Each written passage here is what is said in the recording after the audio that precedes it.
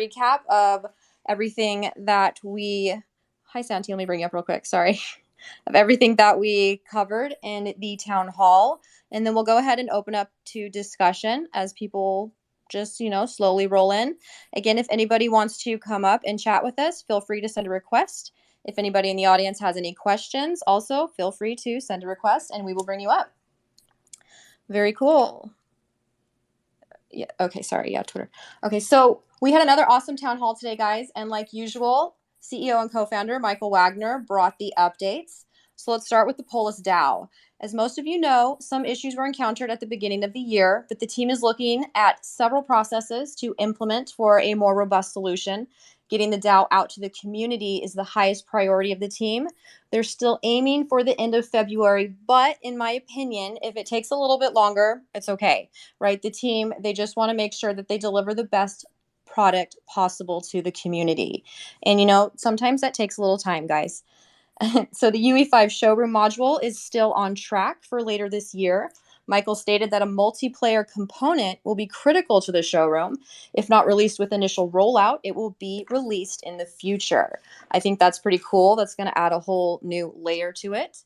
So 6 new ships are prepared for rollout, which is also very exciting. And I'm curious to hear what you all think those might be.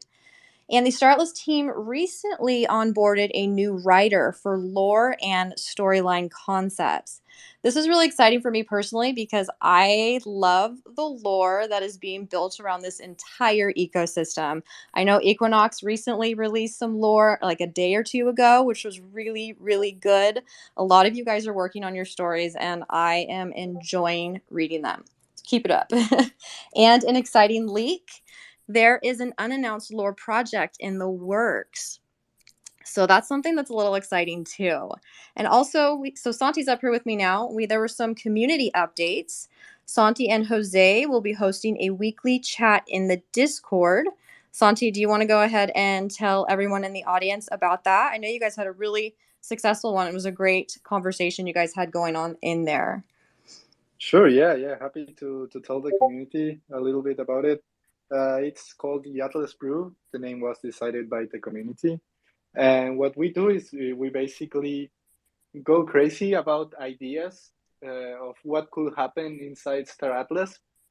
And we also find it very useful as educational purpose because you really learn a lot from the most active community members there, especially from Jose. That Jose has he did a really good research about Star Atlas. He knows almost everything. So I really appreciate you, Jose, co-hosting this with me.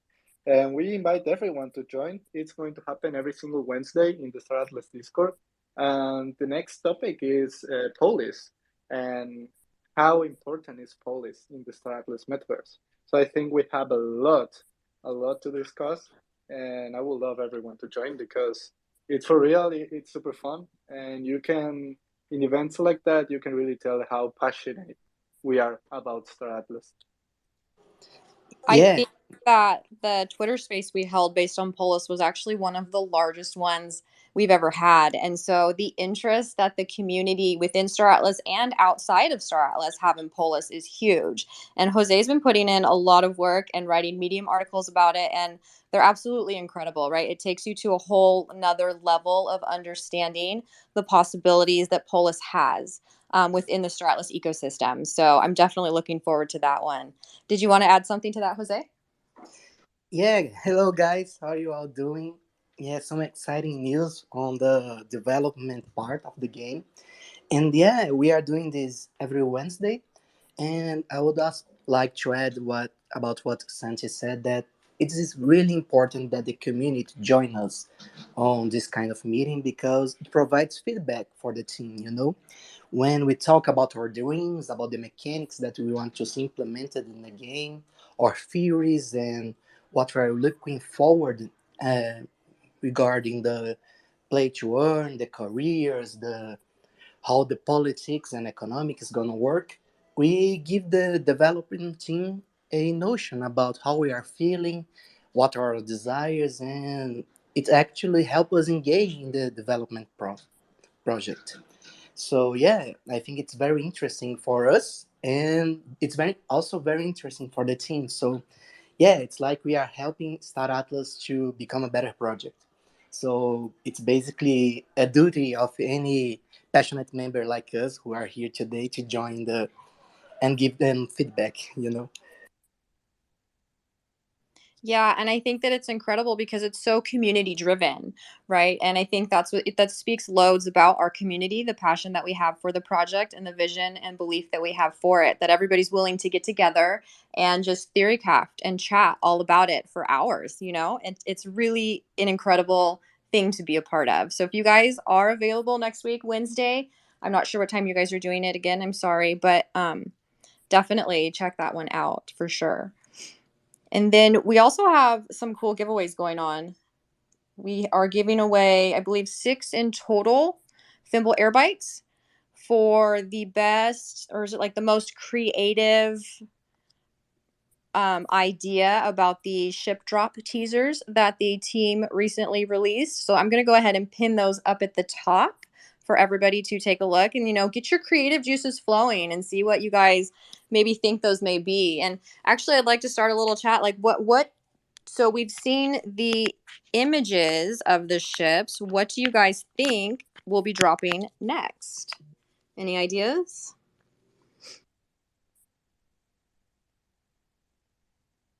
Hi, can you hear me, Ash? I can, yes. Hi. Hi, I'm the Mandalorian. Uh, I I have an embo. I love it. I just wanna say two things. One about your question. I think it's a medium range Busan, a stealth maybe ship. And secondly, I want to tell. I think we need more community expansion in every single country that in other social medias uh, developed by the community itself. Like my country, there are no actual players in Star Atlas, no investors. There are very few. I start to represent it to my friends, and but it's slow growing in few countries. I think this will help to all of the world know about this amazing game, amazing future, amazing dream we all have, and this is help. I think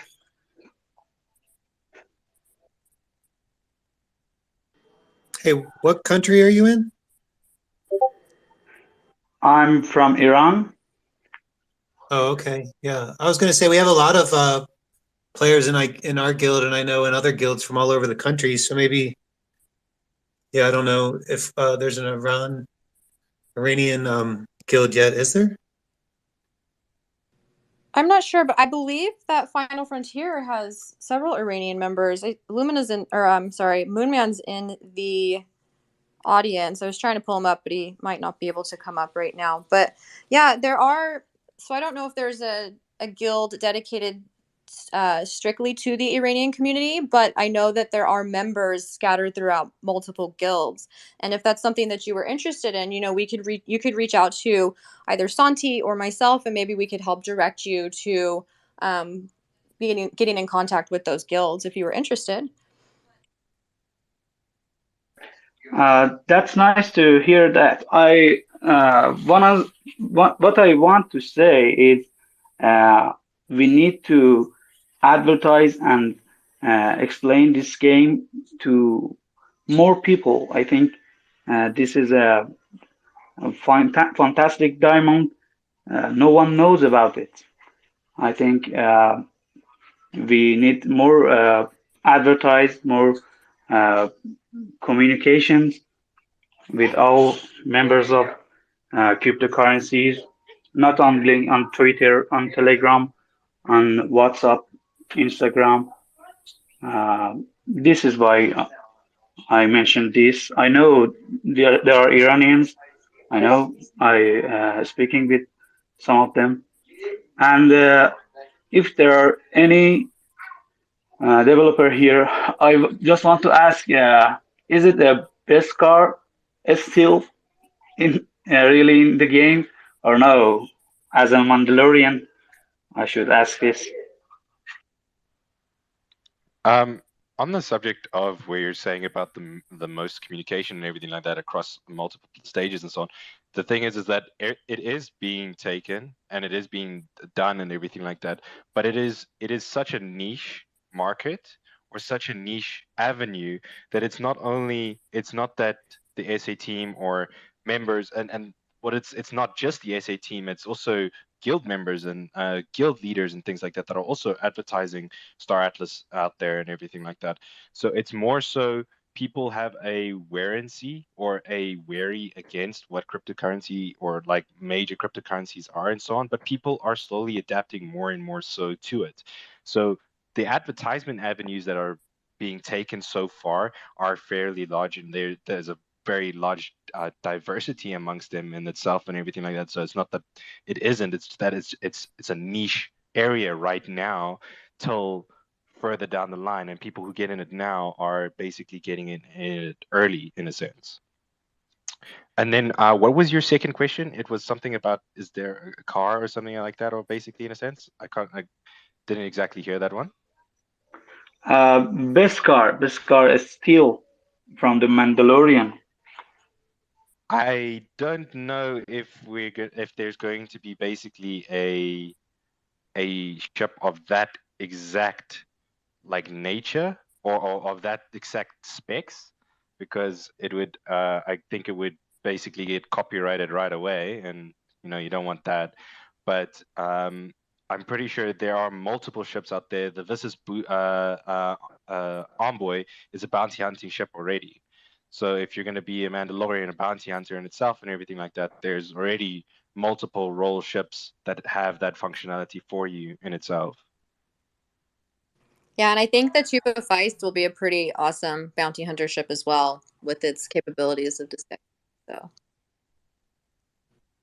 And we're just a little early, like as far, speaking for the club, we just moved full scale into translations of all of our promotional pieces. So I think it's just a little early too for what you're looking for, but we're working on it.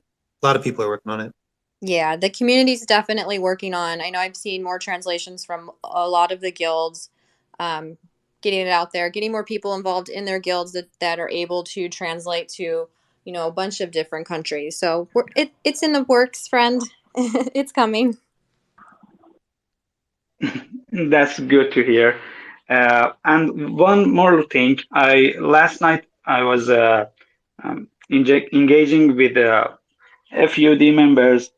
They was afraid of the progressing. I was me and Budhi was talking about the patience, the how hard it is to produce a triple A game. But I should mention it. Uh, mm, is there any utility upcoming for the tokens? I know the DAO stacking are coming, but I should ask this. Uh, Furthermore, from that, is this any more utilities coming for us? Well, first and foremost, the Polis DAO probably has one of the most utilities set out for it. Basically, the tokenomics behind it, having that within the staking mechanics itself and so on that are going to be coming along, that you'll be able to basically, your Polis will go to a vote in the DAO, and then you will be basically be able to contribute towards your guild in offering your votes to them to have governance over regions. Now, when having governance over regions basically entails that you will be able to and like set taxes and put in other things as well while having that governance. So your polis is basically going to not only assist you, but also a your guild as well that you're aiming towards, as well as the mechanics that they're most likely going to bring in, is where you will be able to basically and to say contribute your polis to your guild. So when you're associated with a guild, you'll be able to say you're going to vote this polis towards your guild's vote at the same time and things like that. So polis itself has a very large diversity and utility that's coming for it and so on. Whereas with Atlas, it's going to be basically in-game currency.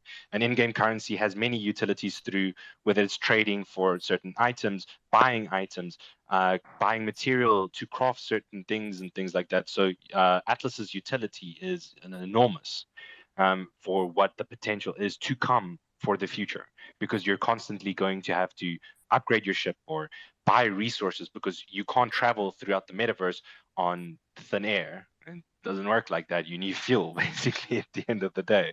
So that's one of the major utilities of Atlas itself, and then Polis having a lot of regional votes, and also not only in the game but also outside the game as well, where Polis will have the ability to, but this is only much, much further down the line, where the community will be able to assist in basically coming up with decisions for the game itself, whether it's in game or out of game, and the assistance of whatever it basically could be. The community could decide it needs better marketing, and then that will go to a vote. The community will vote on it and so on, and then that's where Polis's utility will come in for that. So both of the tokens have massive utility already, not only now, but also set for the future of what everything's coming.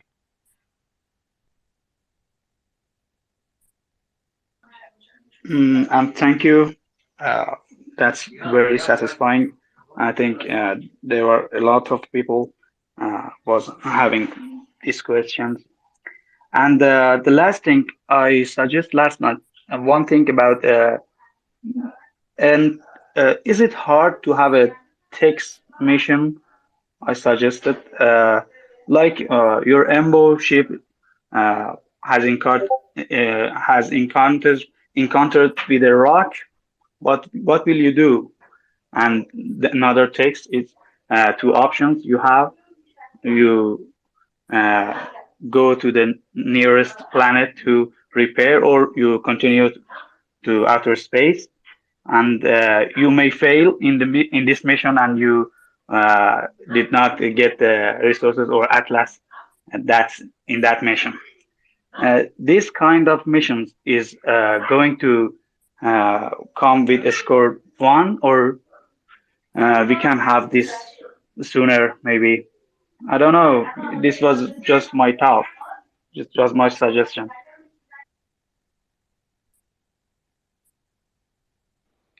Well, Um, sorry, oh, Rob, sorry. please So do. you can comment. No, if you want to, you can comment on it. Otherwise, I'll comment on it. Okay. A few things that we know already about that. There is something that wasn't there. There's a plenty of things that wasn't disclosed by the team yet, but we do know that Cream will bring new ways to engage with our NFTs. So yes, we have basically that. So maybe we'll find new forms and new utilities for the chips, for the Atlas, for the NFTs in general of Star Atlas. This kind of mission that you are talking about regards score tier 1. And it, as Michael said, it might come on Quick 2, I guess. Uh, I don't think that there will be deep space missions just yet, and so you won't be able to lose your resources, but I believe that we'll see some medium risk zones missions. So yeah, maybe your NFTs will get damaged, maybe you'll be able to fail on missions. I think, and that's pure speculation, but there will be they will use the different specs and different sides of missions, and you have a chance to of success, like I don't know, 70% regarding the size of your fleet, the size of your the specialty of your ship. And it was also commented that you could do multiplayer missions on score 1. So yeah, maybe you'll be able to team up with your guild members and people. We don't have the specifics on the mechanics yet, but yeah, that's very interesting because different specializations might be able to help each other regarding different missions, and there will be specific missions for a specific class of ships. So you working as a bounty hunter will have a whole set of missions directed just for you and other players who want to play bounty hunting, you know. So that's pretty exciting in my opinion. Thank you, man. I expect a lot. Thank you for giving me this opportunity. Thank you all. Yeah, thank you so Pleasure, much bro. for joining us. We appreciate you coming up here and asking questions and chatting with all of us. So thank you.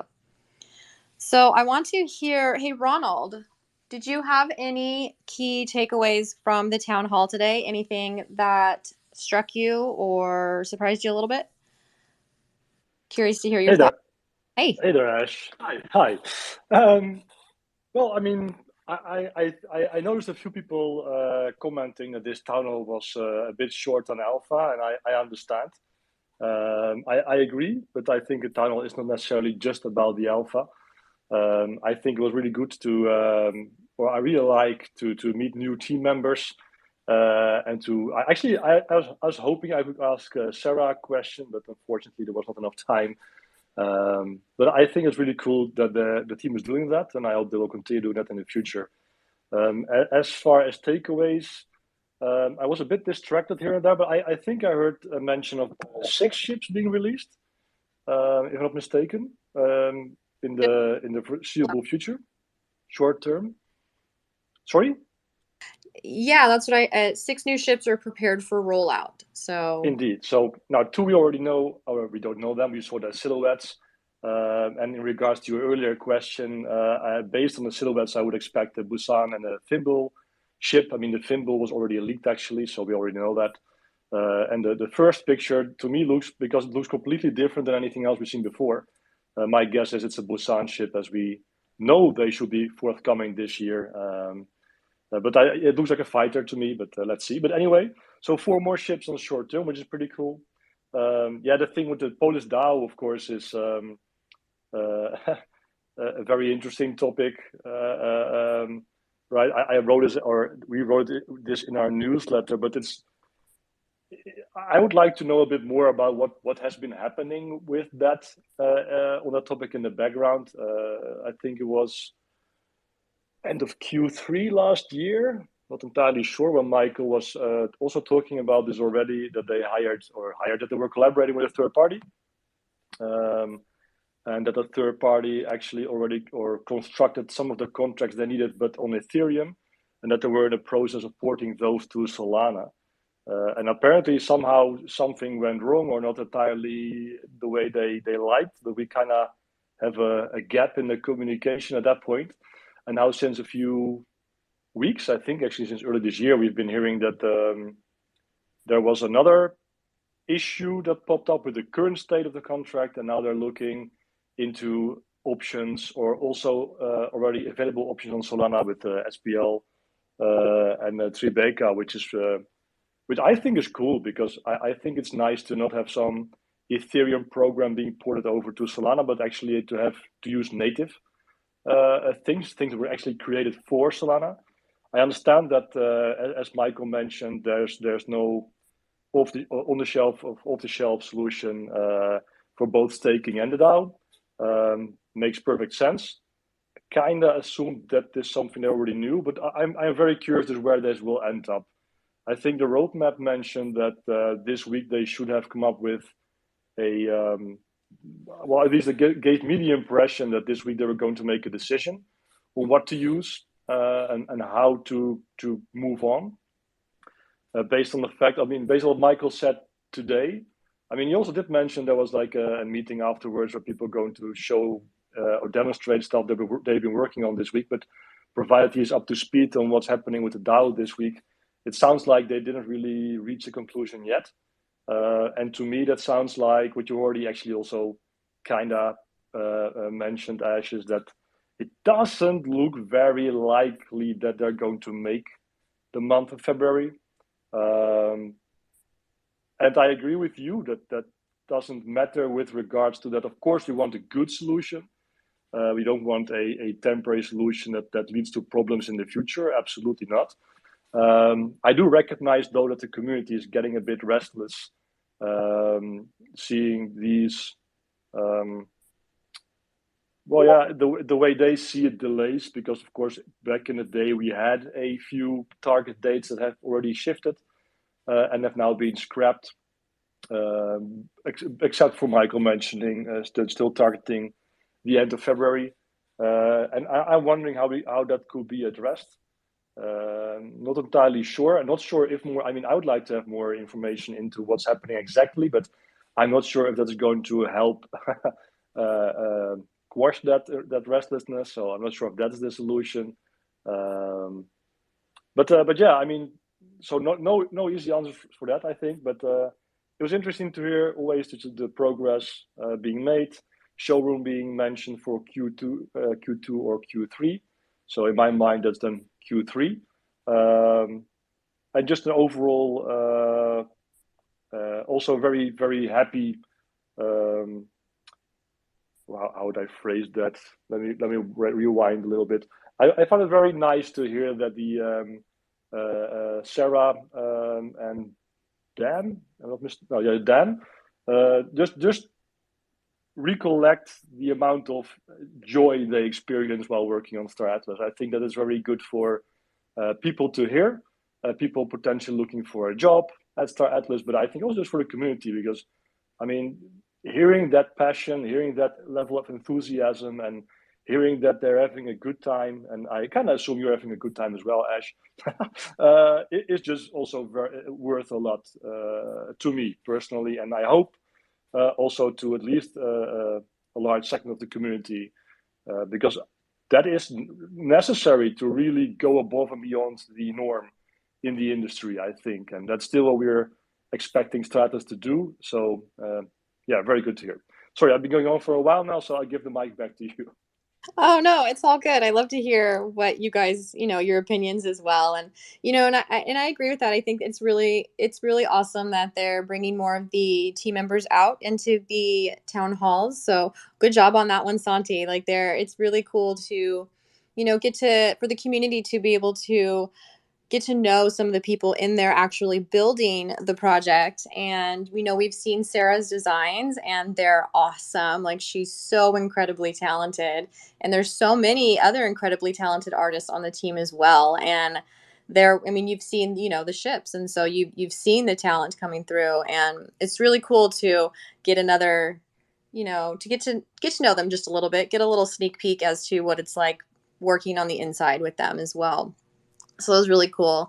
And yeah, and as far as the Polis Dow, like my personal feeling on that is just take your time, guys. I would much rather have a completely polished, put together product come out before it not being ready and possibly having issues and stuff like that. That's my personal opinion on that one, though. So I know. Yeah, sure. Yeah. So just a tiny thing, if I may, quickly, because I love that Sarah's there, because she makes indeed really awesome stuff. And I'm not sure if there are going to be more designers or modelers, concept artists on stage in future iterations. But if that is the idea, then perhaps a small suggestion, and I think to Santi in this case, it would be pretty cool, I think, to just share some of their work, some of their visuals in the town hall channel, that people also know what these people have been working on, because that might trigger potentially a few questions also in their direction. I think it would be cool. But yeah, just a small suggestion. I think something like that would be nice, that people have an idea what we're talking about or what they are talking about. Yeah. Thanks for the suggestion, from Cracker. More work, I know, but yeah. No, I think that's a cool. Oh, no problem. And I think going forward, we will be streaming the Star Atlas town hall onto Twitter Spaces as well. And I don't know, like Discord is Santi's land. I'm not completely sure how you would put images and stuff like that. Maybe in just the general chat or something. I'm not sure, but I know in Twitter Spaces we could pin those images to the top of the Twitter space. So if we have anything that's already been released on the main page, we could do that so people could have a better idea of what project or what ships exactly it was that they had been working on. So that's a pretty cool idea. I like that a lot, Ronald. Yeah, sure thing. I mean, I know a few things about Discord. Unfortunately, it has no such system as Twitter Spaces. But I put a way thing that could happen. I mean, the town hall channel could be used for that, though of course it will be overrun by other comments quickly. Could make a separate channel, or we could make a thread in the town hall channel, or we could just lock the town hall channel down. But I think that's not the intent either, because we want to see comments there as well during the town hall. But there's various workarounds, but there's no clear, nice solution as Twitter Spaces offers. Unfortunately, not yet. Yes, very cool, very cool. Okay, so I know Lumina is up here. I'm not sure if he's able to speak at the moment, but I did just want to go ahead and highlight for him. He wanted me to highlight his guild Coexist is doing another giveaway with 3 air bikes. So if you go ahead and scroll through the links at the top, or the post at the top, you'll find some more information on that there as well. And I want to say Lumina did something really cool. I don't know if you guys saw this recently, but he was actually he's a professor, and he was actually giving his class a lesson on Star Atlas and the metaverse. And I was hoping he could come on and talk about it. I thought that was pretty awesome, especially because we've been talking about universities within the Star Atlas metaverse recently. And so that was just kind of, a sneak peek of it in real life. Hopefully he'll be able to come back up here and chat soon and tell us all about that. But David, you have been waiting patiently. Did you have a question, or, oh no, can you guys hear me? Yep. Yeah, Yeah, for we sure. can hear you. Okay, cool. Maybe you lost audio, Dalecaster. Hello? Hi, David. What's up, Hey, guys? Ashes. Thanks for letting me up. Hello to everybody listening. I just was wondering how, and maybe this has been discussed, but I was wondering how Star Atlas is going to be handling like different DAOs or guilds. And, you've got this universe and you're in a guild, and then all of a sudden you respawn or whatever in a segment of space that's far from your guild. Or are they contemplating some way in the main menu to be a part of certain guilds or DAOs, so that when you respawn, you're in that same location? Or is there any concepts or thoughts in reference to your starting point and your guilds? And I understand also that everybody's anxious about a game, but I'm with you, Ashes. I prefer something come out polished, looking good, and ready to go, before trying to piecemeal something out there and then people being really upset, disenfranchised, and leaving the game entirely. So just would like to hear your points of view on those things. So I can basically like say with a couple of things. So on the basis of like guilds with their DAOs and so on, most guilds are going to go for a faction, and with that faction now, for instance, that those factions will have a central spawn location. So it's not that you'll end up somewhere random. You'll end up in a basically a green zone, I would say, like a facility or a space station that is basically meant for one of the cop factions, basically. And then out of that, you would venture with your guild to certain zones.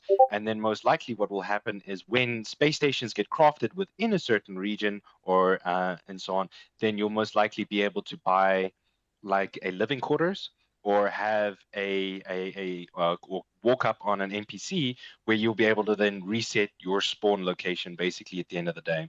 There may be functionality like that even later on, where, for instance, if you have a member in your guild that has like a commandership or something like that, where you'll be able to set a spawn location or something like that on their commandership, or even maybe say a Titan. It may not necessarily be for commandership. It may more so be, say, for like a Titan, because a Titan is basically the size of a large space station. So I'm pretty sure that they are thinking about like the whole things of coming in with like different spawn locations for people, so that you don't necessarily need to start from exactly where the beginning is. But at the same time, it also depends, because now, like for instance, it depends where you are in the metaverse. So if you're in the high risk zone and you die in the high risk zone, you've lost that NFT now, for instance, and so on. Now, if you are to put in or to be part of your guild in the high risk zone some more, and you don't have another NFT to go off of, then it just basically makes it redundant for you to be in that high risk zone. So having a respawn point where if you were to die in a certain zone, that you would go back to the green zone would most likely be thought of as well. So as well as when you request for certain services and things like that, that may be also a green zone functionality, not a medium and high risk zone functionality. For instance, if you get attacked in the medium zone, now your ship doesn't obviously get destroyed or anything like that, or that's how it's set up right now and so on. But your ship is basically your NFT doesn't get destroyed. Sorry, not your ship. Your NFT doesn't get destroyed. But now your ship is destroyed. It's out there in space. So now you would have to request by a terminal, something like that, that a salvage crew may need to go out and go and fetch your ship. They go fetch your ship. It needs to get repaired. Then it needs to get repaired in that green zone, for instance, and so on. Now, they may come out at later stages. Like that may be a functionality of a first iteration. Now, they may come out with later iterations where you could basically, your guild members could do that for you, basically, where instead of you spawning in the green zone, you would spawn on a guild member ship. And then from there, you would say like at a terminal, or you would request from a guild member, this is the location of where my ship is. Can you go and fetch it, salvage it, bring it back, repair, and then you would pay for those costs and everything like that. And then, so that was the one thing. And then you asked something else after that. Or you said basically on like the polishing of the game and so on, which I 100% agree on. But was there anything else on that as well that you were asking? Well, no, I think you've answered it eloquently and very, very well. That to the point where I want more Star Atlas and want more ships. but at the same time, I have to shill a little bit. My group that I'm a part of, which is the Final Frontier, really welcoming group, and they're heavily involved with Star Atlas as well. So, anyway, I guess thank you very much for the information. Ashes, always thank you for the ability to speak. You have a good day. Of course. Thank you so much for coming up, David. And yes, we all love the Final Frontier. They're doing some incredible things over there, especially with their women's empowerment that they recently had. And I know some exciting things coming up that I'm not at liberty to discuss. So very, very cool things going on with the Final Frontier. So watch out for that one, guys. So I also brought up Karoma. Am I saying that correctly? Karoma.eth? Yeah, you are. Hi, Okay. everyone. How are you? Hi, did you have a question or a comment? Yeah, I have a question. I mean, I've been involved somewhat with Star Atlas, but not like on a very detailed level. So this kind of been very informative to kind of like understand like where things are going and what people are up to. So basically, my question was, how would you like if I want to get more involved into like the community and like stuff that are going on? I don't know if it's been asked before, but how would you recommend I go about that? Getting involved in the community? Well, joining these Yeah. Twitter spaces where we do, where we have the community come up and chat and everything. One of the best places Mhm. to go is the Discord. That's where a lot of Okay. our community is on a regular basis. They're in the Discord and they're Mhm. always engaging in great conversations. Okay. I don't know if you've looked into the separate guilds yet, but a lot of these No, guilds. not yet. Okay, very Mhm. cool. So we have about, I think, 40 guilds right now that have been built around the Star Atlas ecosystem, I believe. Is that correct, Santi? Nice. Yeah, something like that. Yeah. I think that the number is around 40. Yeah. Yeah, so around 40 guilds right now, and each one of those guilds, they have their own Discord. And so their community Mm, are in there, so they're smaller than our main Discord. So sometimes those ones are nice mhm. to pop into to try and get a feel of what each guild has to offer, if it's something that you would want to be a part of, and if it's the people Mhm. there that you mesh with. So I definitely, if you're familiar with Discord, Totally, yeah.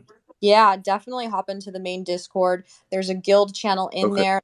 A lot of guild representatives are in there, and they can also help direct you to the Mhm. smaller Discords. We also have some really good Okay. websites, and I'll pin those at the top for you guys next to And then. Mhm. also join the talk on Wednesday. Sorry to interrupt you, Ash. Yeah, no. I invite you to the Atlas Brew talk on Wednesday.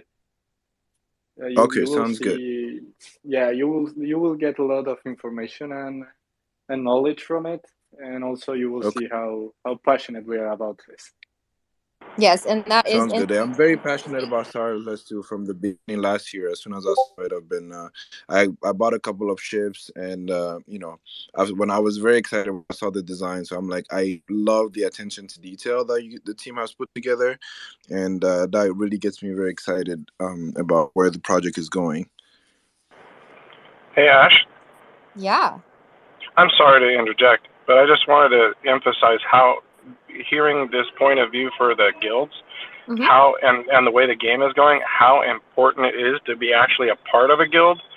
Because obviously, if you're out in space on your own, and then there's going to have to be somebody to go and get your ship and all these different things, it's almost imperative now to be a part of these guilds, and actually going into these discords and talking with the different members and seeing if you mesh and you mix with the group.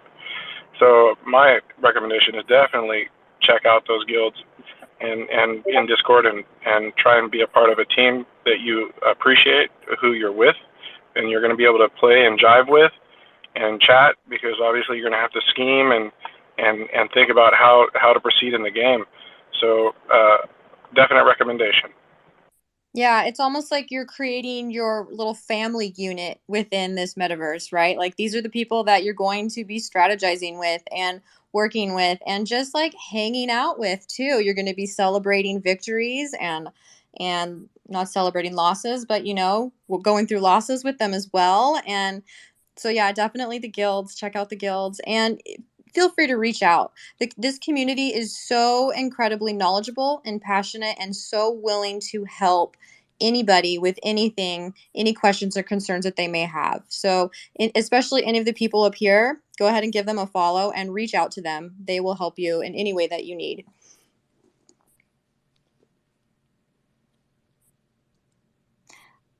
I see Moonman, you are back. How are you doing?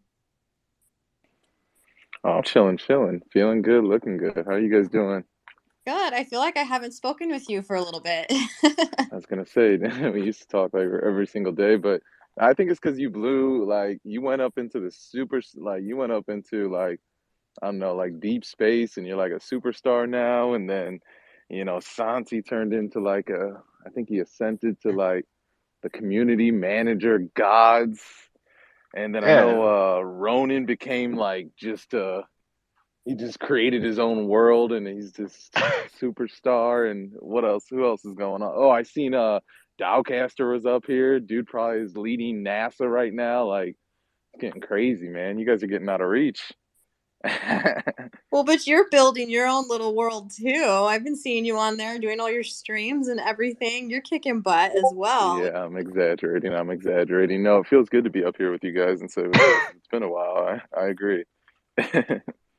um, no, but shout out everybody in the audience. Throw those hundreds up for the Star Atlas community. You guys are the Star Atlas community. Hashtag we are Star Atlas. But Santi, I had a question. I had a question for you and the Star Atlas team. It's a prediction, but then two questions that follow afterwards. So prediction is, um, seeing that there's already like 300 million something was raised. You know what I mean? So far through the purchase of the ships and the NFTs. I see at the end of the year, probably my prediction being that you guys, as a company, as an organization, probably does like $1 billion, which is going to bring a lot of eyes, even from like the AAA regular gaming companies. That's that's definitely within a year and a half. If you guys do that, it's going to bring a lot of eyes on the game. But my question is, first one, in doing so, that's a lot of money. Do you guys have a future plan for how many developers and just every, spot on the team, how big you guys want to grow, how many employees you want to have in the company, if something like that happens. And then the next one would be, uh, with if that happens, there'd be a lot of like investors and big time people probably looking at you guys to invest money. And how does that look for the guilds when it comes to them wanting to buy, ships and guilds, being the people that they should probably go with? If those two questions Yeah, make sense with the yeah. prediction. Thank Kind you of a for lot, the sorry. questions. No, no problem. I think that the numbers are not accurate, but yeah, we raise good money that will allow us to continue operating with ease. And yeah, I think that Michael mentioned this in a few town halls, that the goal was to reach, I think it was November or December, with at least 500 people working for Star Atlas. So we are, like you see and like you hear in the town hall updates, we are hiring like pretty aggressively. I think that in the past 11 days we hired 13 people, which is more than one person per day, and that's insane. That's insane. I see new team members every day. It's super fun to get to know so many different people. I think that right now we are across 25 different countries. So that's a lot. That's a lot, and it's super good to see like the different cultures and the different people from the different time zones working all together. It has been like a super fun ride for me, and I love it. I love it. So yeah, I think that the numbers mentioned by Michael were that. And oh, Ronin is updating me that it's 29 countries now. So yeah, 29 countries. Yeah, that's a huge lot of countries. Like real 29 countries is it's a lot, and we plan to keep Yeah, it really expanding. is. We don't really hire regarding like from we hire from all over the world. So I encourage you, if you're listening to this and you feel like you could add value to the Star Atlas ecosystem development and the Star Atlas team, to go and send an email with a cover letter and a resume to jobs@staratlas.com, because we, like mentioned, we are aggressively hiring, and we plan to onboard like at least, I think that the number was at least 500 people working directly for Star Atlas this year. So yeah, what was the second question? Yeah. So maybe I got those numbers wrong. I think it was the company raised about 300 million, right? Like in chips sold USD, right? Or was that off? I think it's a little less. I don't have the exact numbers, but I think Yeah. it's a Sorry little for less. that. Yeah. Yeah, no Okay. problem, no Well, problem. yeah. That cuts out my prediction then, because I was thinking, okay, if the team's done that in like 5 months, then $1 billion is probably coming by the end of this year. But okay, yeah. So that throws off the prediction a little bit. But either way, you answered about the team growth. The second question was, I kind of went with the first one, the prediction, but what does it look like for the audience to hear, when these big companies start catching wind of what's going on with the Star Atlas team and all that they're building out, and how much money they're generating and how strong the community is. Investors, I'm sure, are coming through, are hitting you guys up every single day. But what does that look like for the guilds, and how beneficial is that for these guilds? Some of these top guilds, when a company says, "Hey, we want to come invest in Star Atlas, where should we put our money?" Kind of maybe just go over that, because I think it's very beneficial for the guilds.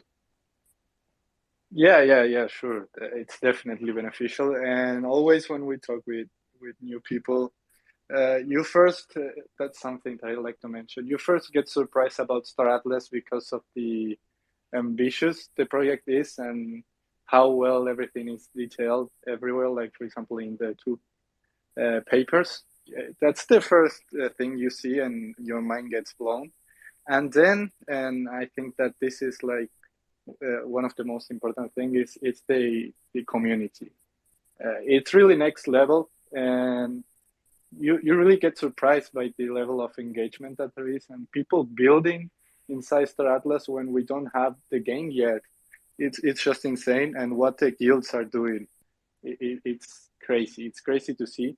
So I think that there will be a lot of benefits for the guilds when investors come. And I think that I like to refer to Michael, and I think that he mentioned this actually in a town hall, that there will be ways of Star Atlas looking to include guilds into possible investment opportunities and how to grow together. Because if we grow as a company but guilds don't, that is something that we will be doing wrong. and we want to fully support guilds in every single way that we can. So yeah, I think that it will be super beneficial for guilds, and yeah, I think nothing else to add. Thank you Perfect. for Yeah, the that question, answered it. Roman. I would Yeah, like no problem. to. That answered it. That was good. I would just want to say to you and Newt, congratulations on the Wednesday little AMA thing. That was amazing. Looking forward to the next. You guys did a great job. I love it, Moomin. You really did this, bring value to our little meeting, setting the hearts on fire with your questions and perspectives on moral. It was freaking epic, man. I was like, oh my god, it's on now. Moonman brought the Yeah, heat. sometimes sometimes you just have to sometimes you just like have to ask the direct question and not be scared to do that. And I thought it was cool, and now me and Bomber are gonna talk offline, get him on the Moonman experience, and we're gonna get this thing shaking and baking to say the least. So Yeah, yeah. so here Moon they were discussing roles within Star Atlas, and they had the bomber from Skull and Bones, which is one of the pirate guilds within the Star Atlas metaverse, and he was talking about, what pirates do. They, go after stuff, and Moonman, being the bounty hunter, came in and asked him some very direct questions about why he decided to be a pirate and how I'm trying to like word it nicely, I guess, but it was Yeah, I'll word it nicely. I Yeah. basically just yeah, I'll word it nicely. I really basically good. just Like it asked was a really good conversation. You're yeah. making people sweat with those questions, but like it Yeah. awesome. I basically just asked him straight up and was like, you guys are a pirate guild. Obviously, you're going to steal from people for your own benefits. Why, to the core of you, do you want to take people's hard-earned money? And in a nice way, but it's a little bit more harsh in there. But I got it going, and I think people liked it. So yeah. No, but it was great because those are the conversations that we need to have as a community, and it was really cool. It was a really cool place to be and listen to all of that. So I commend you. Yeah. It's awesome. It's always good to hear people Yin with talking the from yang. their hearts. And Moomin and Bomber really lashed it out. It was awesome. I would just like to add, Moomin, about your question regarding the role of guilds or in investors in the metaverse. Venture capital actually needs some structure and ways to navigate inside the game, because the metaverse part of Star Atlas is actually really bounded by the gameplay through the different powers that the DAOs bring inside the rules and the framework. That's how things gonna happen inside the game. So I see the guilds as the vesicle of how the capital will join the game and spread in our ecosystem. Like maybe we'll see sponsors like the esports top-notch teams. Like there will be people sponsoring the Final Frontier, people sponsoring the club, people sponsoring Atlasio Family, and yeah, they will have different sponsors with different philosophies, and they want to move their agenda, they want to forward their values, and they will look for the guilds that represents them. And then we'll see next level gameplay inside Star Atlas. And one of the most important features in this battle will be, of course, the control of the different police DAOs. But I'll leave the discussion for our next Wednesday when we'll spark this subject again.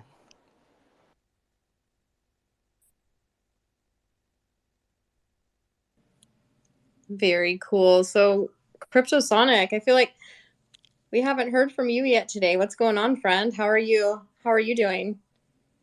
I'm good. I'm good. Enjoy listening in on all this. And yeah, I was there when you asked those direct questions there. I mean, man, that was awesome. I love that. I love Yeah, it the was little crazy. teasing. Yeah, it was good. It's good. It's good. I love that. I did Mhm. have a quick question. What do you guys think on, I know that there was mention on like the showroom being released Q2, Q3, and potentially, transferring all the town halls and meetings into that. Do you guys anticipate that there'll be limitations to like the, um, I guess, quality of PC that you need to enter that? Like, will you be able to enter those conversations with like a phone? Most likely not with a phone, but I know that multiplayer is not going to be it's not going to come with the first release of the showroom, as far as I know. So we will have to wait a little bit more for multiplayer and for hosting events with. I mean, I think we had nearly 700 people in the town hall today, and yeah, I think that for hosting that in Unreal Engine 5, we are still some time away from that. Yeah, Yeah, fair that's enough. gonna say I don't really see that happening till further down the road. But I think it'll be a pretty cool experience when that does happen. So, Ronan, did you have something to add? I saw you unmiked yourself. Oh yeah. So in regards to that, basically, how Star Atlas is wanting to structure a lot of the things that are going out is we obviously Star Atlas wants to make sure that this game is being able to be provided to everybody out there, whether you have a top-notch PC or a bad PC, or whatever kind of operating system. If you have internet connection, at least you can basically play off of a PC. So necessarily, like things like those theaters that may come later on down the line, it'll be the edition where it won't be a downloaded version of Star Atlas, but more so a browser version that people will then go and operate on. And then instead of the PC taking most of the grind, um, it would most likely be on the server side. Now, I don't exactly know how that is all going to unfold and everything like that, or how they're going to do basically be able to provide all of that. They may do what basically Facebook has done and so on, where they have their own servers set up for these kind of things in certain parts of the world, depending on obviously location basis and so on.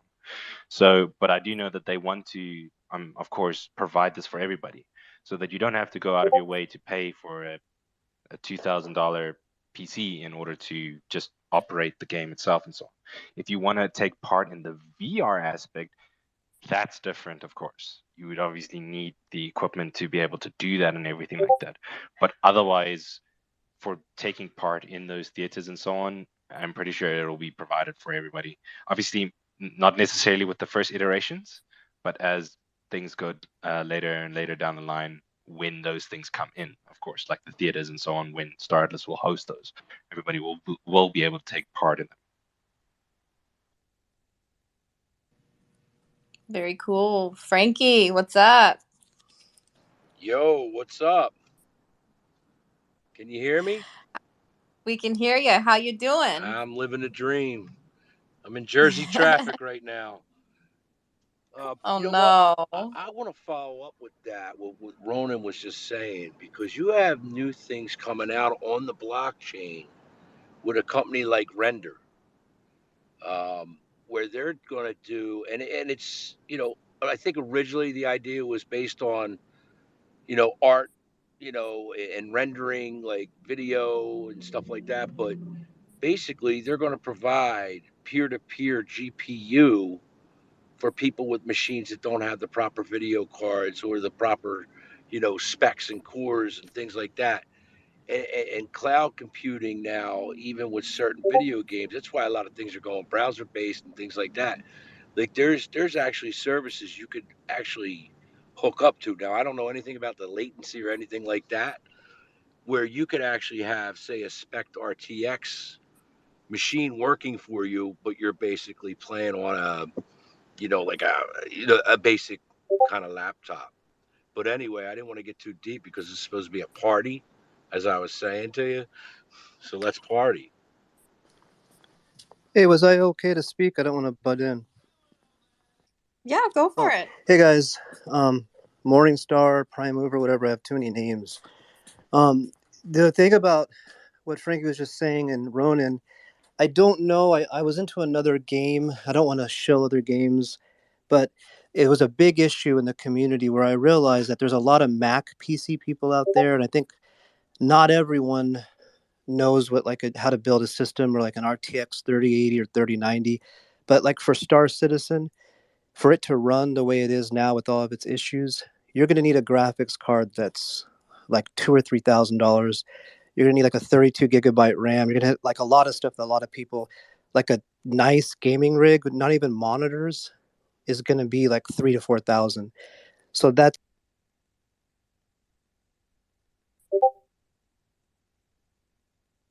was able to afford that. So what Frankie was saying was, I don't want to be like a shill, but it doesn't even have to be that project. But the idea is that you have a group of gamers out there that own very expensive machines, but you're not gaming all the time.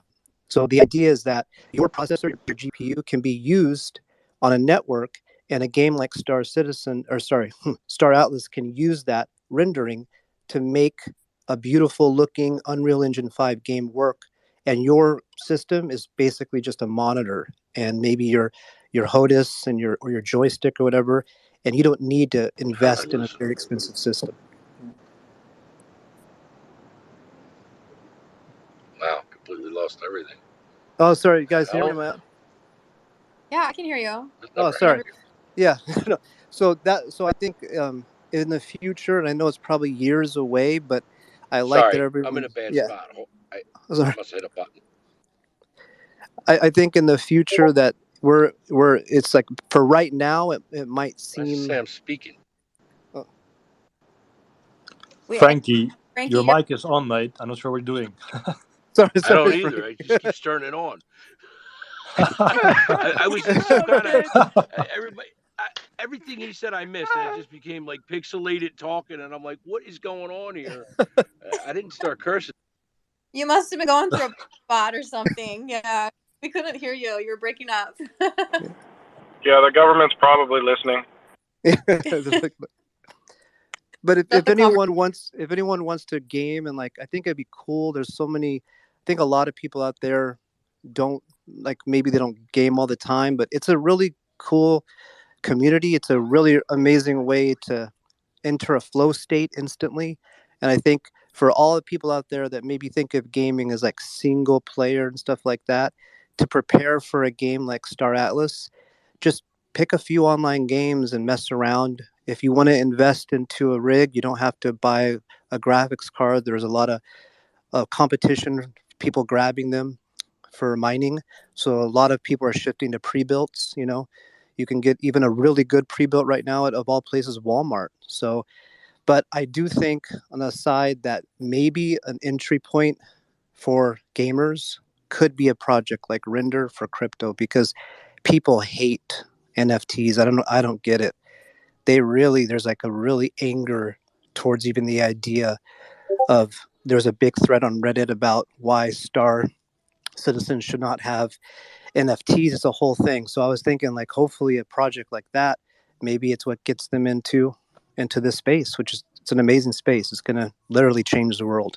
Over and out. Yeah, no, I agree. I think the negativity on the NFTs is just people don't understand fully the benefits that they have for them. So I think we're just, everybody says we're so early, but I really think we're just early in the space. And I think once people start to come around and realize that, oh, these aren't damaging the environment, as one of the largest arguments, I think, and that these aren't, terrible things, that they actually have really good benefits for us, especially in the gaming industry. I think people will come around eventually. It's just a matter of time with that. Well, real quick, what's crazy, Ash, is that a gamer right now, the model that exists, like, the hatred for NFTs right now. Like, I'll give I play Apex Legends a lot. There's a very popular streamer. His org is FTX, the FTX exchange. There's 20,000 people that are watching him play a game. Everyone hates crypto. Everyone hates NFTs, but they all buy skins. So there's a big controversy right now in the game where there's going to be a skin released. It's $160 in an FPS game.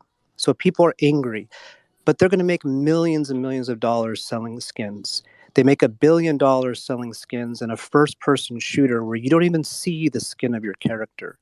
But so there's a marketing problem, and I don't know how long it's going to take, but it eventually will kind of change everything, because before PUBG, there was no free to play, maybe other than League of Legends. There wasn't this business model, and you would never have told gamers back then, hey, you're not going to buy a game, you're going to play a free game, and you're going to end up buying skins that are just cosmetics, and you're going to love it. No one would believe you. So I think right now we're so early that eventually when they just get, oh, wait a minute, if I want to buy a skin, I can buy it from another player. If I get bored with the game, I can sell my skins and make my money back. Once they get it, like kind of the CSGO kind of model, I think we'll get a lot more people.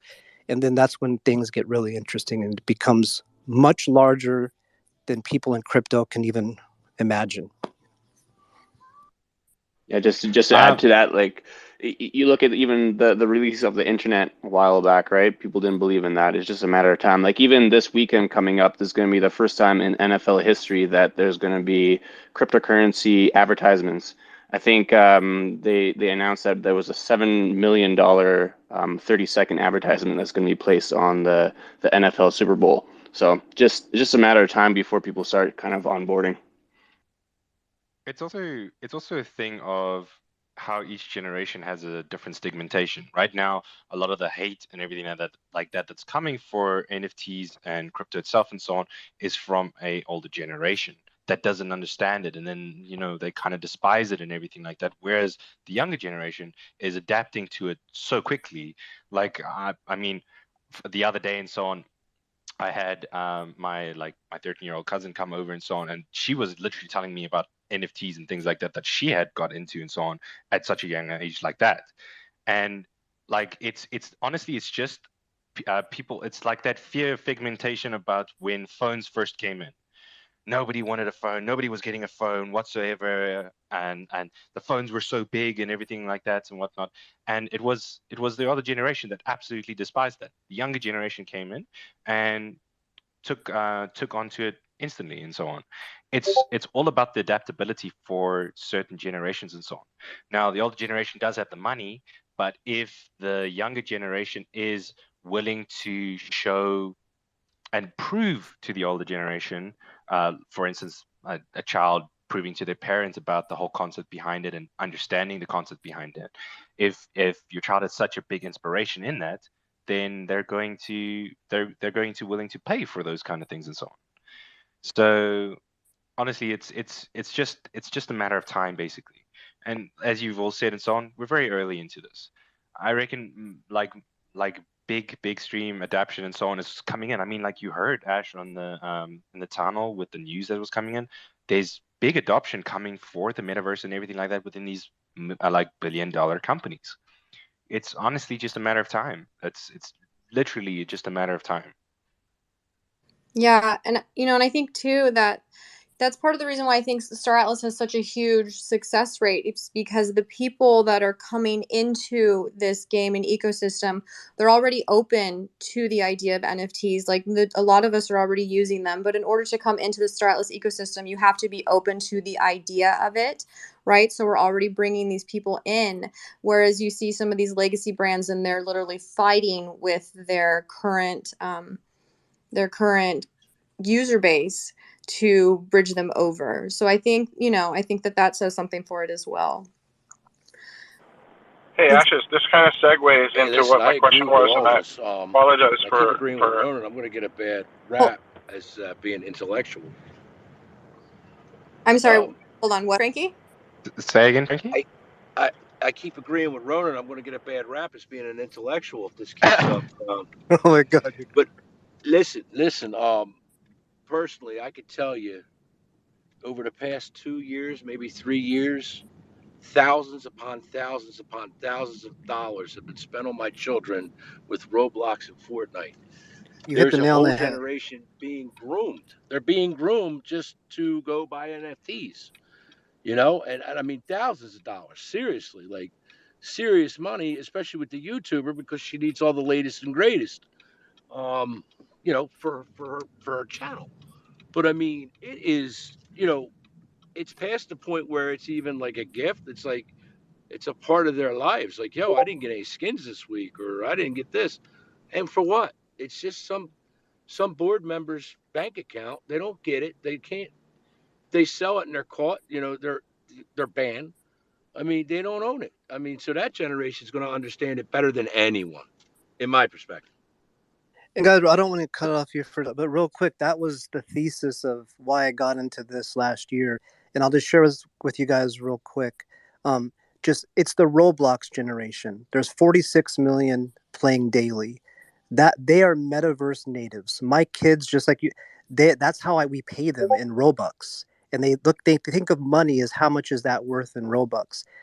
Our generation, we saved up and worked at a part-time job to get a first car.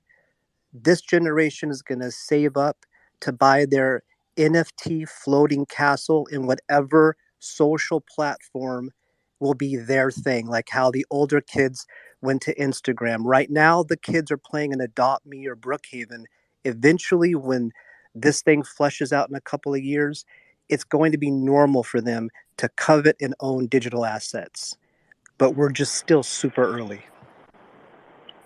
Yeah, I just wanted to ask Santi if it's possible if there are any future plans for cross-platform Xbox, PS4, Nintendo Switch. Are those in the works or in the idea in the future plans? Because obviously everybody's talking about computers, PCs, and all this, but the majority of people who play games are in these type of systems. So yeah, in terms of Unreal Engine 5, Danny has mentioned quite a few times in the past that the integration of Unreal Engine 5 with consoles, it's pretty easy. But I guess that there are a lot more things to figure out in a game like Star Atlas for it to be playable on consoles. So there's nothing confirmed on that front, but I know that our team keeps an eye on it.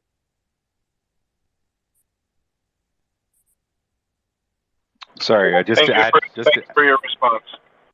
Yeah, just to add on to exactly what Santi's saying is basically when you export with Unreal Engine 5, it can be compressed into different kind of formats, basically, enabling further integration for the game to be across multiple platforms, basically.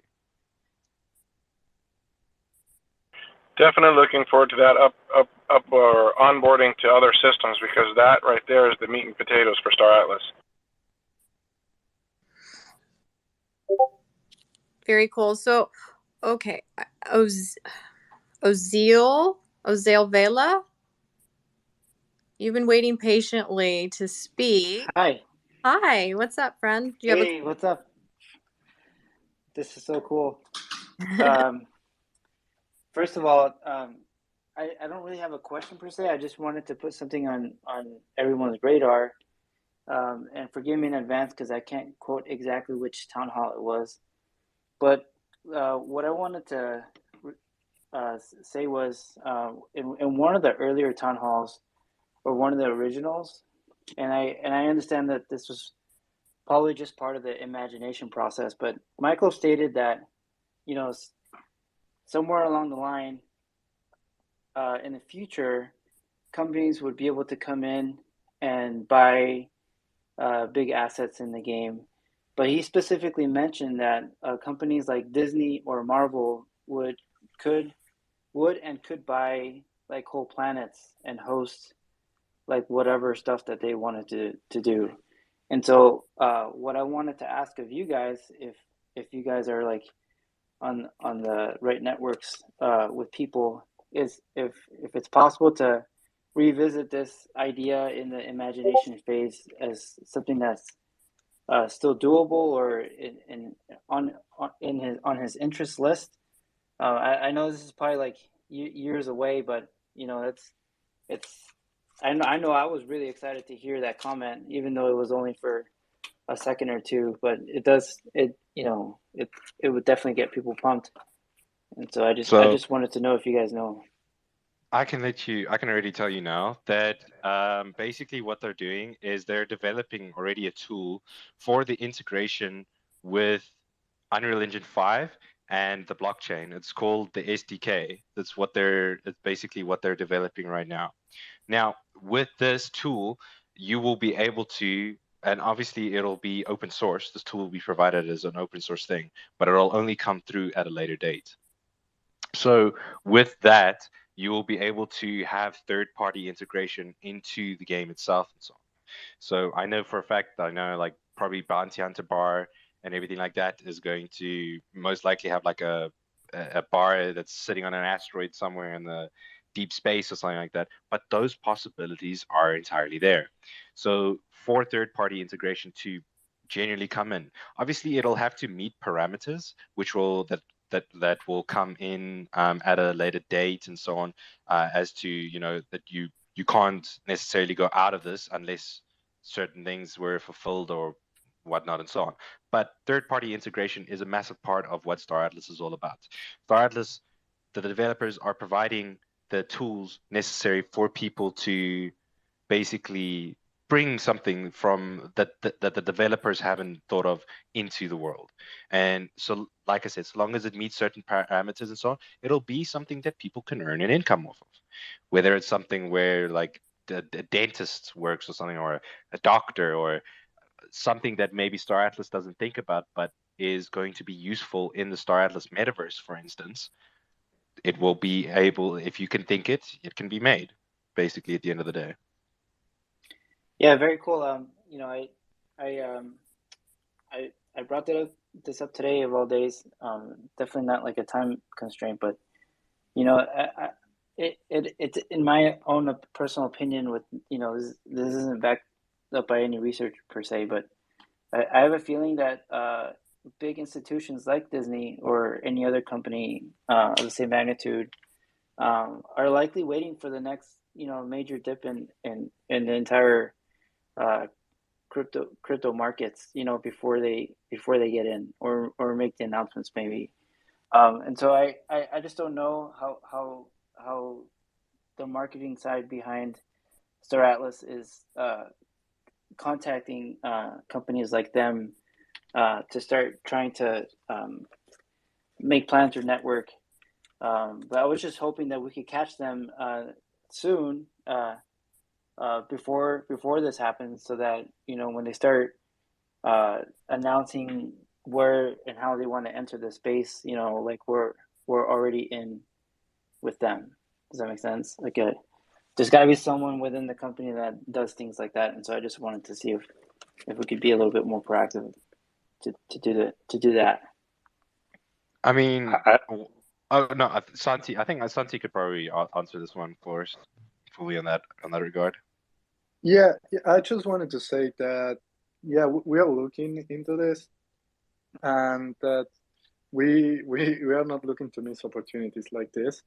And as an example, inside the Star Atlas team, we hired one person for the head of growth role, and we also hired a person for partnerships role.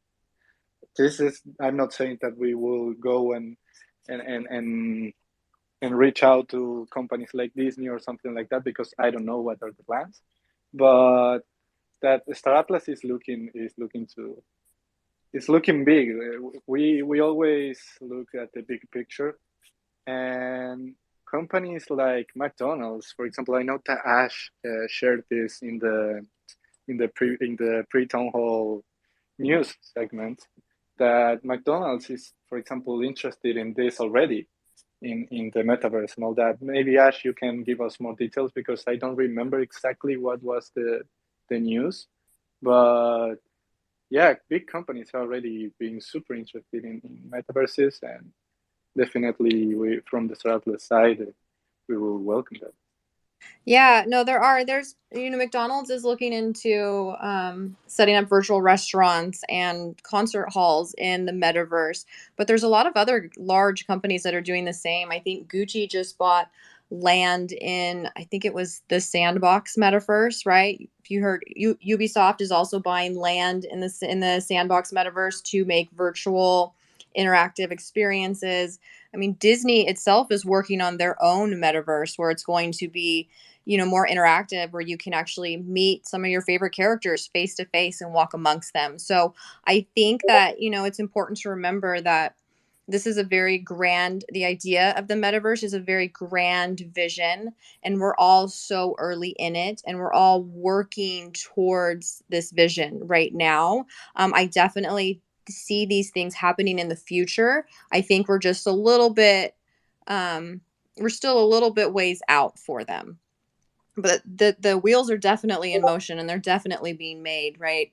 There's land, like Snoop Dogg has land in the Central Land, I believe it is as well. So It's coming, friend. It's coming.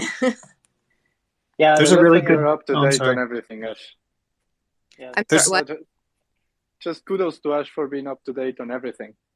Oh, thank you, Santi. I enjoy this topic. I find it fascinating. So I like to learn as much about it as I can.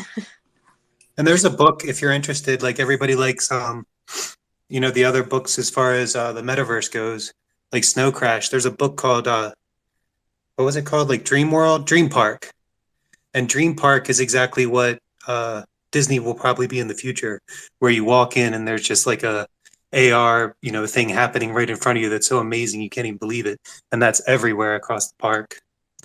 So I think Larry Niven wrote that.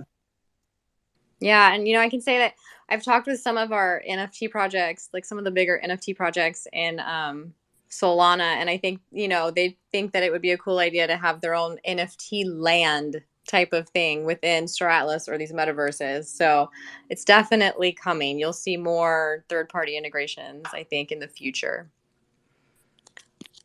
Let's see. I'm going to pull up FBG Jedi. Give me 1 second. Let me grab you. Ooh. You have one of those fancy PFPs, don't you, friend? You are verified with your octagon shape. Jedi. Oh yeah, I was there for a second. I don't know. I think it took it off. Oh, did you? I still see it. Maybe it's just me. Maybe. Anyways, I kind of just wanted to pop a couple questions off. Kind of just in regards to the metaverse and whole right now in the music scene. Just because I know you're a little bit in depth as far as a little bit more than just Star Atlas.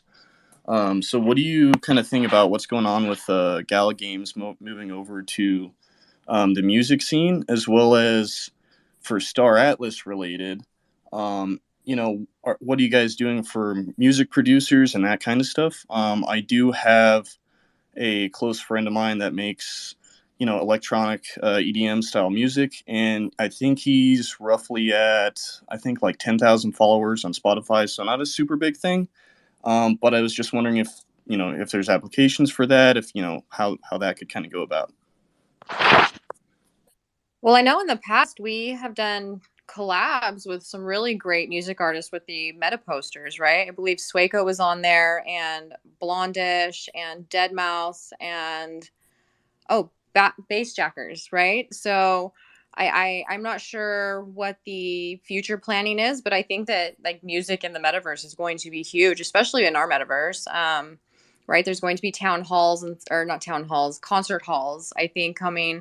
I believe it's Audius that actually purchased land in, oh gosh, Decentraland, and they just stream music from it nonstop. So I think that that's something that's going to be, it's going to be a new streaming service in a way for artists to come in and do their thing. I'm not too versed on the whole music and NFTs as much as some of the other stuff. I do know artists that are doing it. So I don't know if Oh, that answers your question. a little bit, and then kind of just like in regards to if maybe this hasn't been thought about, but is there going to be any like radio channels that are going, when you're space traveling, right? You got your ship going. Kind of a little bit lonely and boring if there's nothing else going on. So, is there anything in the works of like a possible radio channel for when you're flying through the metaverse in Star Atlas? Yeah, absolutely. I think this was mentioned by Michael a while back, summer last year, that they are looking into that, and I forgot the name of the third party they are looking to integrate for that purpose, but perhaps somebody else remembers. But they're looking into that for sure, 100%. Okay, sweet, love it. Yeah, I think Santi recently, didn't you put out a Twitter post asking everybody what their first song is going to be when they hop in their spaceship for the first time and start cruising the metaverse? Yeah, that's an important question, at It, least in my opinion. Yeah, that is a good one. Totally sets the mood for everything. Well, heck, that was about the only questions I had for now. Appreciate it, guys. Keep on the good work. Absolutely. Thank you, Jedi, for coming on up. Daniel, how are you doing, friend? Did you have a question or a comment for the panel? Daniel, can you hear me? Daniel. Maybe not. Well, that's okay. If you decide to unmute, just go ahead and let us know. All right. Well, so I guess we've been going for about an hour and a half. How is everybody feeling? Everybody doing good? Rocking it? All right. So I think we have some really cool updates in the town hall. I'm curious, what are you guys most excited for? Are you excited for the Pulse DAO? Are you excited for the Ue5 Showroom? Are you excited for more? Is somebody talking? Danielle, we can't hear you. You're breaking up really bad. Hi.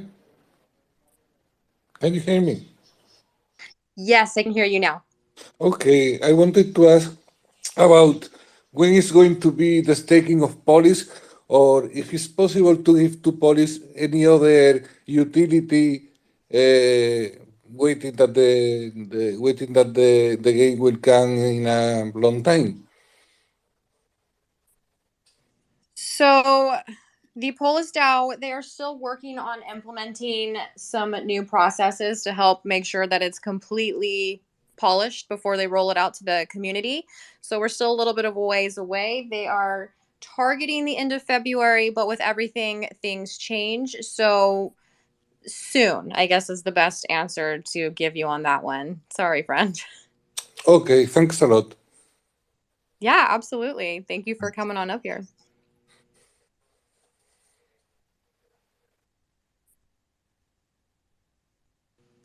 Okay, so I guess, yeah, okay, sorry, my phone was moving everybody around. Okay, so I guess I'm just curious, is there anything in particular that you guys are most looking forward to this year? Score. Anybody? Score. The Ship crafting. Like, yeah, Rana? What's up? Oh no, I think I think ship crafting by far. I mean, that is really the culmination, I think, of a bunch of game loops in the game. Of course, it's something we as AV Industries are looking very much forward to as well, it being our core business. But I think once we give the power to players to actually create NFT assets and start selling those instead of the team selling them, I think it is a major milestone. And I look so much forward to that because of all the intricacies involved in that process. And there's so much happening before and afterwards that's going to be completely mind-blowing, at least to me personally. And that is by far the one thing I look forward to the most. Yes, no, I agree with that completely. Ronan, you had unmuted as well. Do you want to add in? Yeah, so basically, like, I would say definitely Score Tier 1 coming out and Cream bringing in about a bunch of new things for us, definitely. As well as basically, I know a lot of people say that, like what we're doing right now isn't playing the game. But we technically are playing the game, but it's going to bring in so much more for us to play, basically, at the end of the day. Going to be more things for you to do, more things for you to manage, more things for you to understand, and trying to find the best way for yourself to benefit, or in a sense, your guild also to benefit out of everything that's going out of it, which I think is going to be very cool for the future.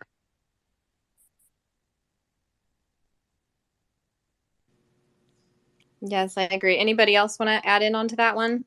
We'll probably be wrapping up pretty soon. It seems like we don't have any more questions from the audience. We've been going for about almost an hour and 40 minutes. So, oh, Cobra, you just dropped. I'll bring you back up, friend. Are you leaving, Frankie? Was that your wave? No, you know what? I got something, and I don't know if anybody knows the answer. And you touched base on it. I really did want to ask Michael, but I was in the car, so and I had I know they're busy, but Audius, do you think there's going to be a way to port in our own Audius, maybe for multiple people, or just personal streaming, like you got a radio like channel on the ship, or whatever it may be. It may be an add-on or whatever. But I find Audius. I'm getting really into Audius lately, and I found out through Audius that it was attached to Star Atlas. I didn't even hear that before. I missed that. But what do you think about that? Yeah, I think that's actually the third party Michael mentioned. I can't remember. It was a very, or perhaps not. It was a very blockchain enabled third party service. So even if it was not Audius, I'm pretty sure they're looking into. It was Uh, obvious. it was. Thank you very much. Okay, yeah, great. Then that answers the question right away. Then yeah, that should be happening then. Thanks, Santi.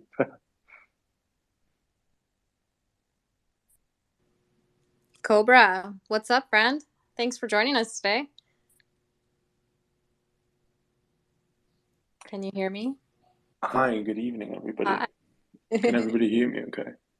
Yeah, we can hear you. Yeah, I can hear you, Ashes. Can everybody hear me? Yes. Awesome. I have a sure. question for Santi, if that's okay. Okay. Yeah, go for it. Santi, will the ship...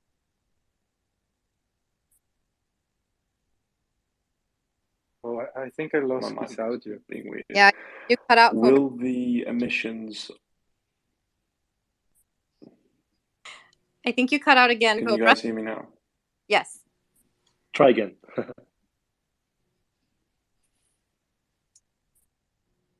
Okay, we can't hear you.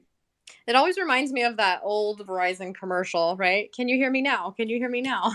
I don't know if anybody else remembers that, but This makes me think of TeamSpeak. That's all this makes me think of. Ah, there's a delay. What's going on? Yeah. True.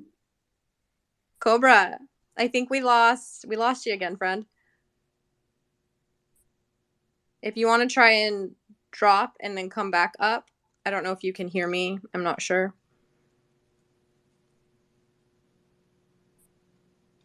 I'm going to drop you down and then come back up. Maybe it just needs to reset. And then I have a couple more questions we'll add, and then we'll probably go ahead and call it, friends. Just give me 1 minute. Yeah, perhaps I can breach a topic that was actually just mentioned on the Avia Discord server, and I understand where it's coming from. The town hall this year seems a bit more structured than the town hall last year, and of course we also have now the employee spotlight, which is pretty cool. But it does seem that, and perhaps it was especially the case just this one instance, but the time for Q&A is becoming a bit limited due to that. And I understand. I mean, of course, I also would like to have more time to ask questions to the team. I would like to ask questions to the team daily, if I could. But a suggestion was made to perhaps prolong the town hall by, let's say, half an hour, just to have more space for that. I do know that.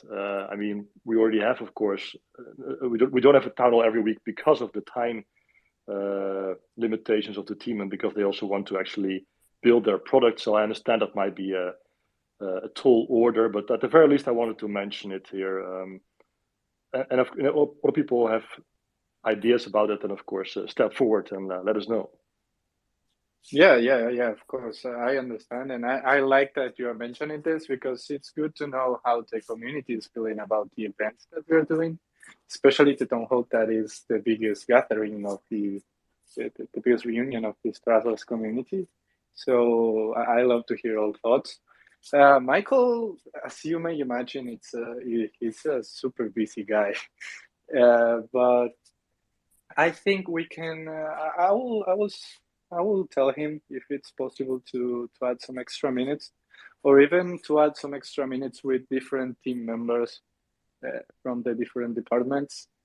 That so we can cover all that Michael knows, because he knows everything about Star Atlas. That's something that I really love about Michael. That he literally knows everything that is happening across all the departments. So it's always great to have him answering questions, because he mostly knows everything. But yeah, I will try to work on that and see if we can add some minutes, like just for Q&A, but also have more different events related to questions to the team members and all that, because I know it's really useful for the community. So thanks for bringing that up.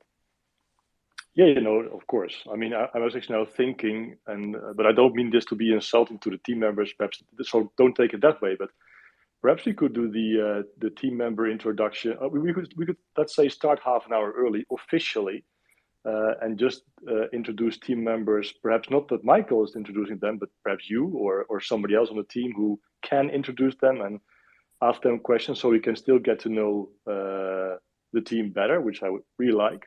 But perhaps unburden Michael from having to do that, though I understand, of course, that he perhaps likes to do that, or it's more his ball game. So, but just an idea that popped up now. So yeah. Yeah, sure. We'll look into that. Yeah, I like it because you want more town hall time, so that's good. Yes, always.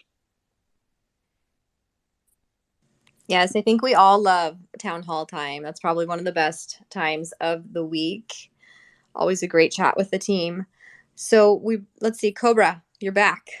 Can you hear us? Yeah, sorry about that. I got rug pulled. Okay. My question to Santi was about the ship emissions. Will the emissions be changed to kind of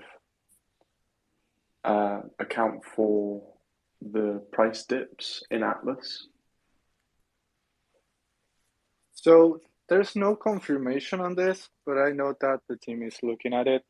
But something to understand about Star Atlas and its economy is that it's a super complex system that we are building, and a system that we want to be sustainable for 10, 50, and 100 years.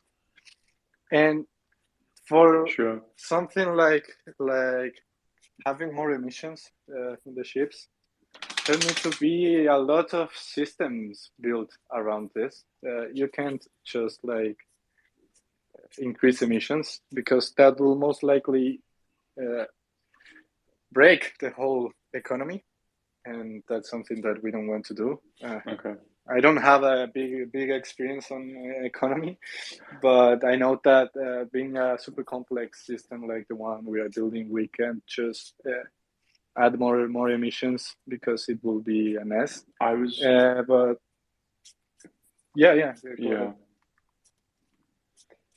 No, I was just under the impression that, say you bought a ship for $935, say it's an X6, for example.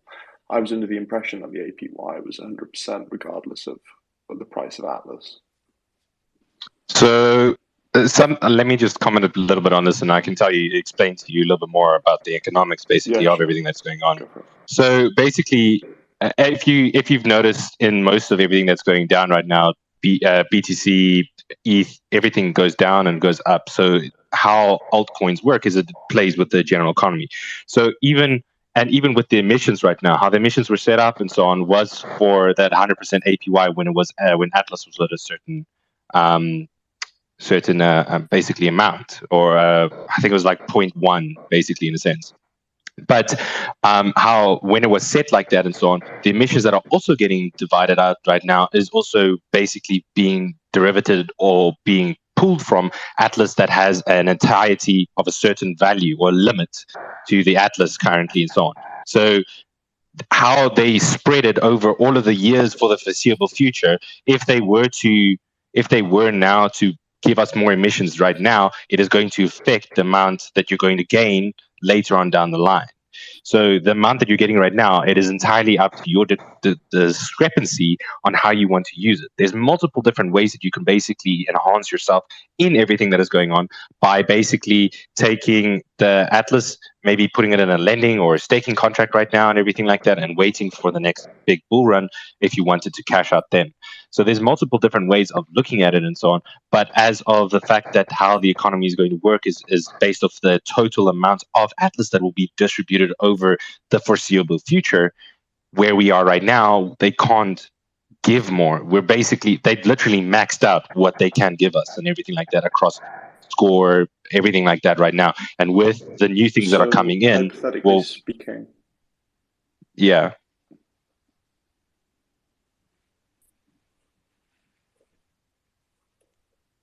And we lost him again. Sorry, I interrupted you. No, you can go, hypothetically speaking.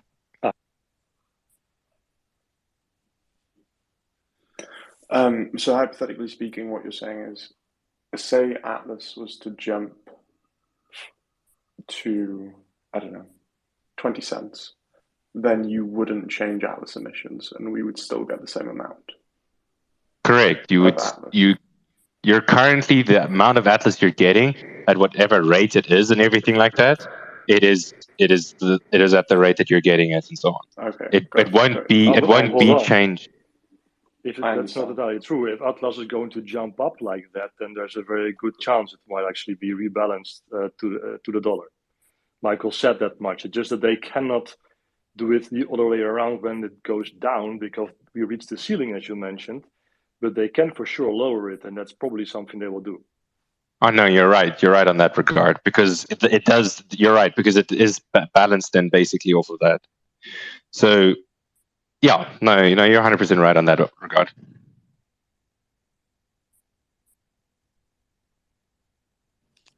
Okay, so any more comments? That was all. Thank you very much for your time. Awesome. Yeah, thank you so much for coming up, Cobra. Appreciate it. So, Daniel, did you have another question? Thank you, Ashes. Yeah, of course, friend. Anytime. Daniel? Okay. Sizu? Yes, thanks. Hey, Yeah. what's up? What's up? First of all, thanks, team. I'm a little nervous, but I'm gonna try to get out these 3 questions. You guys are all doing an excellent job.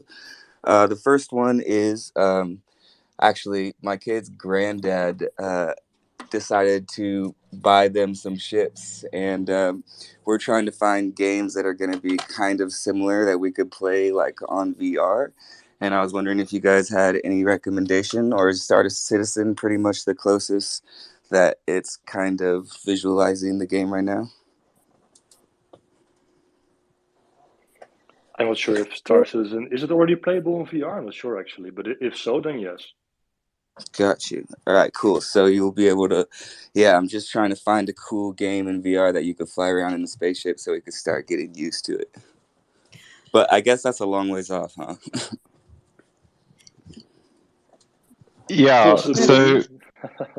so with some of the iterations of how Star Atlas will be rolled out and so on, similar games that you can look at, like basically introducing or familiarizing yourself with and so on, would basically be like Stellaris, No Man's Sky, and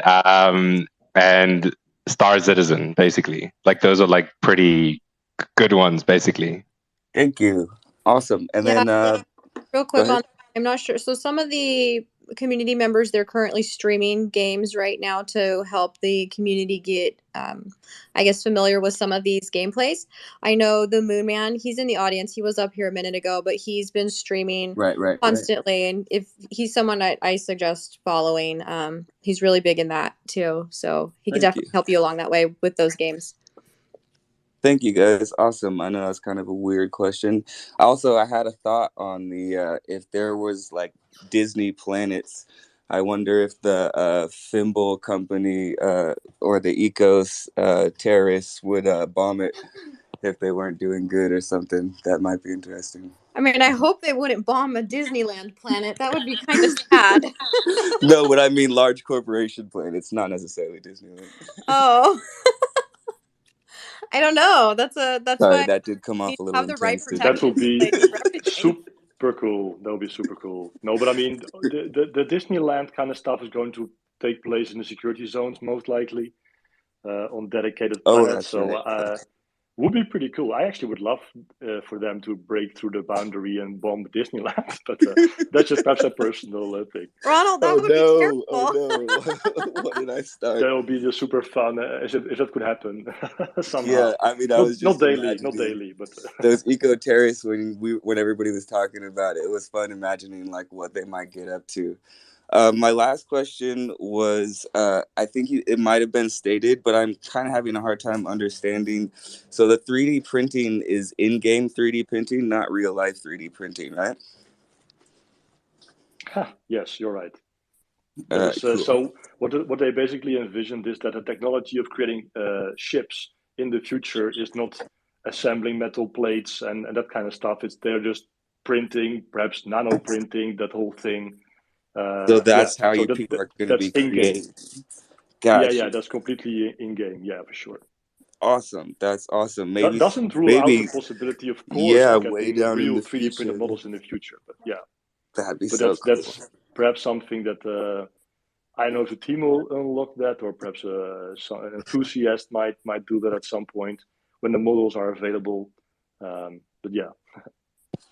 Awesome. Thank you. Cool. And then my last question is we're not stepping on anybody's toes by like writing like in-depth lore about like the races, right? Or is that all pretty established? Is that okay? It probably is pretty established. It's just not out there yet.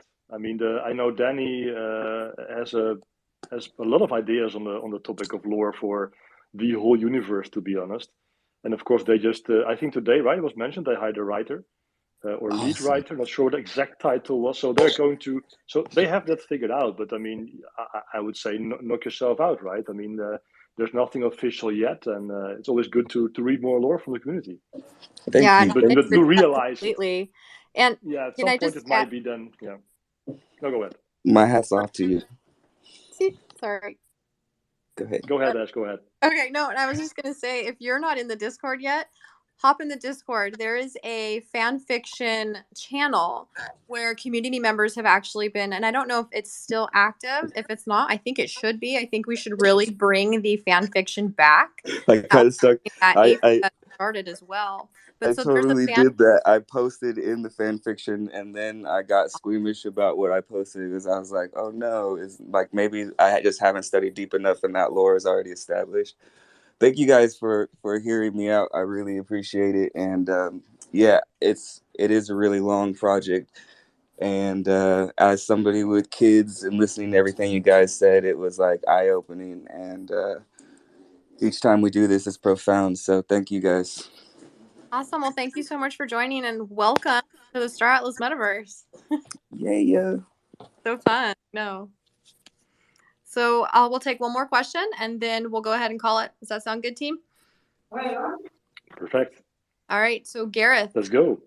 I was just wondering if well, good day to everybody. If Star Atlas, the Polis token, will it be? I know we could like use it to make decisions in terms of the organization, and it could also be resold. But could it also operate like a share where you get paid out dividends based on how much you own over a period of time? That's all. Well, that is kind of the idea, of course, behind the staking concept that they're rolling out together with the governance DAO. So, in a way, yes, as in you can stake your polis for a fixed amount of time, anywhere between 6 months and 3 years, and you will get a dividends on that in polis as well. Does it answer your question, or we're looking for a different direction? No, I think that should be sufficient. Well, in other words, it seems as if you're buying a share in a company, and therefore, based on how much you buy, you would be rewarded.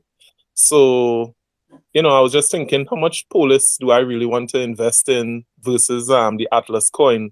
And I think I just wanted to know, like, what would be the rewards? Because with Star Atlas, it seems simple that you hodl the token, it go up in value.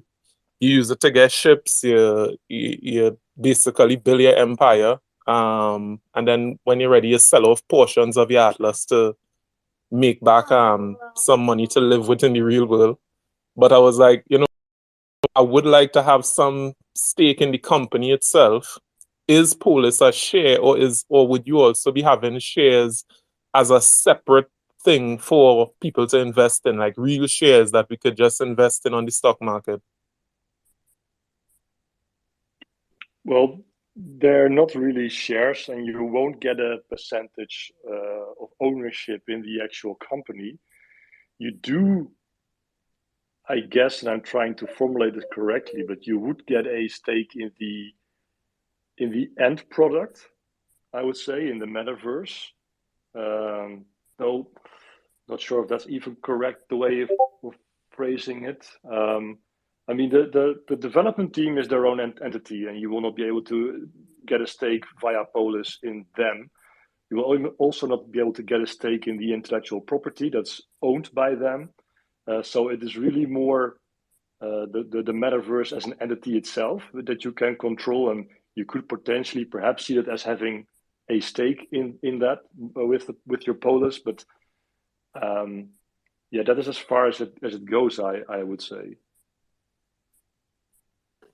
Okay, thanks. Yeah, sure thing. All right. Well, thank you, Gareth, for coming up and joining us. Hey Ashes, this is Lumina. Hi, Lumina. What's up? Hey, she just slept, which I don't know. It's a good thing or a bad thing because it's almost 5 p.m. and Oh, this is no. her day nap, so it's gonna be a long night for us for sure. um, yeah, I kind of tuned in and out. Um, Listen to you guys and all the great talk that you did. It's really amazing. We're all excited. Um, And I don't know if you have a chance to talk about the giveaway thing, but probably did. But Yeah, I did if highlight it okay. into the top. If you want to talk about it real quick, go for it. Oh yeah, it's just we are Coexist is giving away just 3 air bikes. If you retweet and just post a picture of your ships while they are being staked. But we also would like to see what's around you. You know, if you are somewhere out, maybe at Starbucks or at the beach, or maybe you are in front of some, historical landmark or something. So we would like to see where you are when you are staking your ships. Um, yeah, that's that. Very cool. Okay, so we will go ahead and call it for today. So I just want to say thank you so much, everybody, for joining us. This was another awesome town hall after party. It's always great chatting with you guys and hearing your opinions and ideas and everything about everything that's being built here within the Star Atlas metaverse. And just a reminder, every Wednesday, Santi and Jose will be hosting the Atlas Brew. Next week's topic is Polis. So they'll be taking a deep dive on Polis and everything it can be used for within the Star Atlas metaverse in the amphitheater in the Discord. So be sure to join the Discord channel and join that conversation. We also have some great giveaways going on right now. Lumina has one posted at the top, but Star Atlas is also giving away a total of 6 Thimble air bikes, and those are pinned up at the top as well. I'm going to close it out with some